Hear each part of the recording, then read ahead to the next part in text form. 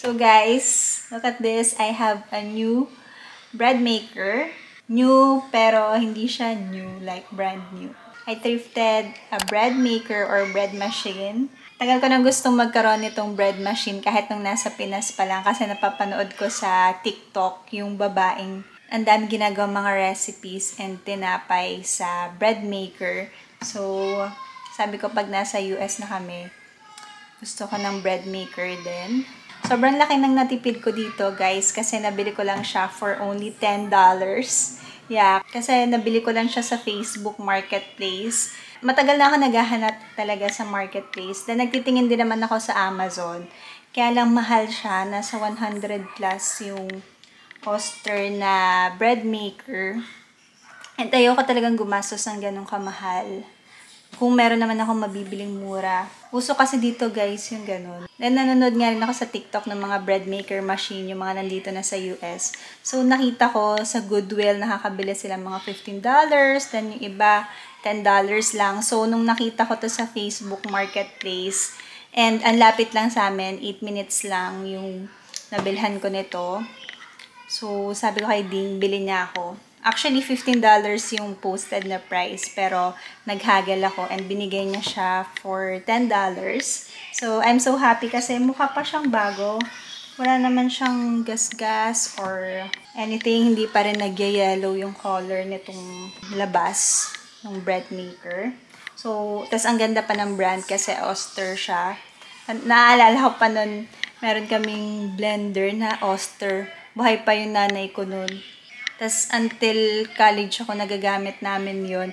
Grade 4 pa ako namatay na yung nanay ko. Kaya sobrang tibay ng Oster. Pero wala pa kasi ako mga ingredients. So, bibili pa kami bukas sa Walmart. Ayun, itatry ko siya bukas. And tingnan natin kung anong mga magagawa kong tinapay dito. Tingnan nyo naman guys, sobrang bago pa nung itsura niya. Sobrang puti pa din. Ayan siya, Oster bread maker. Ito yung mga functions niya. Meron siyang express bake na function. Then, dito mo pipiliin yung crust color. Tapos yan, nandyan yung display, digital display. Kung nakapanood na kayong mga ginagawang bread sa bread maker, ganyan siya. Yan lang, akala ko medyo maliit lang siya, pero nagulat ako, ang laki pala. Linisin ko muna siya. Siyempre, disinfect ko muna bago gamitin. Bumili akong cooling rack. Tapos, ito fresh milk. Then, kumuha rin ako ng sea salt. Fine sea salt. Instant yeast na pang bread machine. Then, bread flour. Kailangan bread flour yung gamitin. Saka, measuring cups and spoon.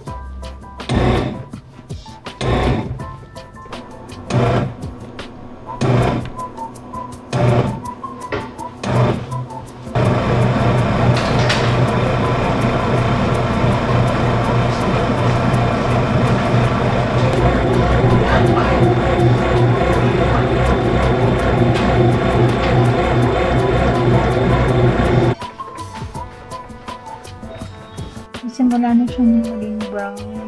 Oh my God. So,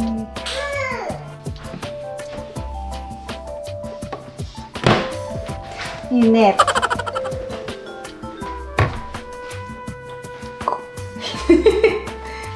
Ano ka tatanggalin? Nag-init. Yan.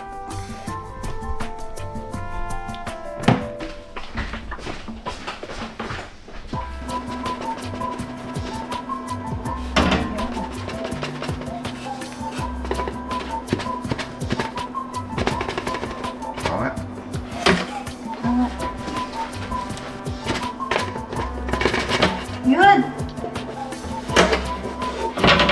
Wow!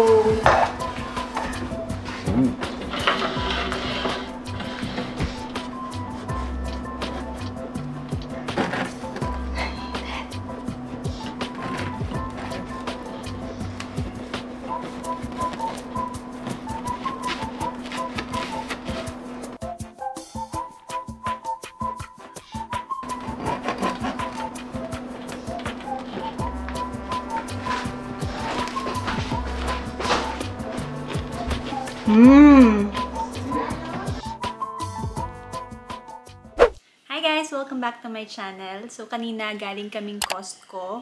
Tapos, nagpunta kami next sa Menlo Park Mall. Nagpunta kami sa Uniqlo. Then, after nun, nagpunta naman kami sa Burlington. So, ipapakita ko sa inyo yung mga nabili namin kanina. Let's start dun sa nabili namin sa Costco. Kaya kami nagpunta sa Costco kasi nagpagas kami. Mas mura kasi yung gas dun. Then, makakakuha ka pa ng rewards. Kaya dun kami lagi nagpapagas. Every 2 weeks kami nagpupunta sa Costco. And bumili rin kami ng fish oil.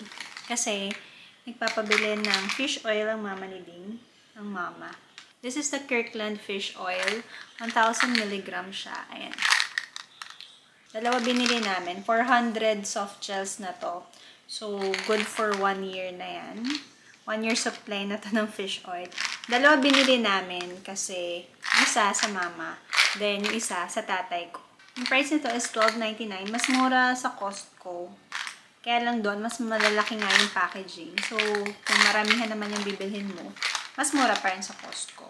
Ito, nakita lang namin kanina. And nakitan kami kasi para kay Noe ito. Orca jacket. Then, Carter's yung brand nito. Mura na siya guys kasi ano lang siya, $20. Kapal na niya, pang winter na talaga siya. Full zip siya, then may buttons dito, 3. Then marami rin siyang pockets. Ayan o, may 2 ditong maliit. And then, dito meron din. Tapos maganda yung sa loob niya eh, mainit siya. Fleece. Fleece nga ba? Oo, fleece ata. Fleece yung loob, so mainit. Meron siyang fur dito. Kaya super cute. Ganda ng color din. Parang si Savia kasi meron din siyang ganitong color. Kaya pwede silang twinning. Tapos, bumili rin kami ng sports cup na mga purified water para pag umaalis kami, kukuha lang ng water. Mas madali din kasing inumin pag nasa sasakyan. Tapos, sports cup yung cup niya. Kasi, bubuksan mo lang siya tapos hindi siya matatapon. Madaling inumin kapag nagda-drive ka, hindi mo na siya iti-twist. Yun lang naman binili namin sa Costco. Kakagaling nga lang namin doon 2 weeks ago. Ang hirap kasi bumili ng mga foods doon na mga perishable kasi sobrang dami kasi 'di ba wholesale ngayon. Sobrang dami, hindi namin agad naubos. So sayang, nasasayang talaga yung food. Kaya usually pag food, mga perishable, mga fruits, sa ShopRite na lang ako bumibili ngayon. We went to Menlo Park Mall. And ito naman yung mga nabili ko. Uniqlo. Nakita ko sale ang Uniqlo. So, bumili ako ng Heattex. Meron akong Heattex na binili sa Pinas. Isang ultra warm, siya isang extra warm na top. Then, meron din akong leggings na extra warm. Binili ko din doon last time sa Uniqlo sa Menlo Park. Sale yung ultra warm nila. And, ka-price lang siya ng extra warm. 2 pieces, bali isang pair ng ultra warm. Bali yung price niya ngayon is almost $25. Kapresyo lang siya nung extra warm. Kaya itong extra warm, $25 each din siya. Ultra warm Heattex na leggings in dark gray and size small. Medyo luwag pa sa binti yung small sa akin. Pero pag XS naman kasi sobrang fit. So, okay na ako dito sa small. Medyo makapal na fleece na yung ultra warm. Tsaka pag ultra warm, pang ano na talaga siya, pang mga negative degrees Celsius. Then, ito naman, ultra warm na dark gray din, small na top. Partner silang dalawa. Parehas din yung price. Almost $25 each. Ito naman, pair din. Isang top na extra warm naman. Ang ganda ng color nito. Ano bang color ito? Basta para siyang, pag maliwanag, para siyang blue-green. Price niya is almost $25 then, $24.90. Dark green siya, dark green. Pero parang blue-green siya sa personal. Small na, ano to, crew neck long sleeve t-shirt. Ganito yung suot ko last time nung nagpunta kami sa pumpkin patch. Tapos, nakaganito lang ako. Then, nakasuot lang ako ng cardigan. Carry naman. Pag extra warm naman, para siya sa 54 degrees Fahrenheit to negative 4 degrees Fahrenheit. Then, ito naman, extra warm din na heat tech cotton leggings. Black naman siya. Black din yung last time ko. Extra warm din yun. Yun din yung suot ko nung nagpunta kami sa pumpkin patch. Kaya naman na yun lang, hindi siya as base layer. Ginawa ko talaga siyang leggings. Tsaka medyo makapal din talaga siya, kaya okay siyang leggings. Next naman, papakita ko sa inyo yung mga nabili namin sa Burlington. Gusto ko na bibili sa Burlington kasi mura doon. Ang daming mga branded na mura kang mabibili. First is this fleece na throw blanket. Cute nito and sobrang soft. Para to sa mga bata. Ang ganda ng design din. Peanut butter and jelly. Parang feeling ko pang single or twin lang to. Basta maliit lang siya. Nabili ko to for $9.99. Bumili din ako ng gloves. This is from the brand RBX. Small to medium yung size. Touchscreen compatible siya. Then meron siyang thermal plush lining. Yung loob niya kasi fleece. Ganyan.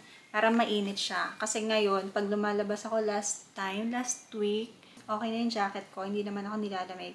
Kaya lang yung kamay ko talaga yung nilalamig. So, bumili na ako ng gloves. Then, bumili rin ako nitong ear muff.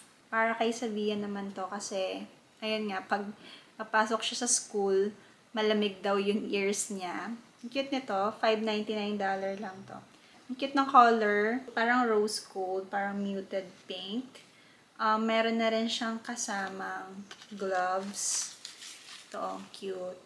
Cute, sobrang cute. Ang ganda ng color ko. Ako gusto ko rin to. Yung ear muff niya, may design dito na glittery na star. Sobrang cute talaga. Diba? Kasya din siya sa akin. Next time, bibili rin ako ng ear muff ko. This one, sobrang natuwa ako dito. Parang feeling ko sobrang steel to na nakuha namin sa Burlington. This is a knitted beanie. Columbia yung brand niya. Tapos, meron ding tag dito sa likod. Light brown or dark mustard. Parang ganon. Kay ding to. Gusto ko rin nga sana. Kaya lang wala na ibang color. Tapos, okay lang naman yung color. Kaya lang medyo malaki siya. Pang lalaki kasi yung size niya. Pero sobrang steel. Yung sa ibang Burlington na napupuntahan namin, wala akong nakikita ng mga Columbia. Very rare ka lang makita ng Columbia brand na beanie sa Burlington. Last time, nagpunta kami sa outlet ng Columbia and yung mga beanie nila nasa $25 each. So that's it, yung mga napamili namin kanina. I hope guys nag-enjoy kayo panood ng mini haul ko and nagkaroon kayo ng idea sa mga prices ng mga items dito. Request kayo guys kung anong video yung gusto nyo mapanood next. And what type of content yung gusto nyo mapanood pa. So that's it guys. Thank you for watching and subscribe to my channel. Follow me on all my social media accounts. I'm Dayan Salazar on Facebook and it's Dayan Salazar on TikTok and Instagram. Thank you guys for watching. Bye!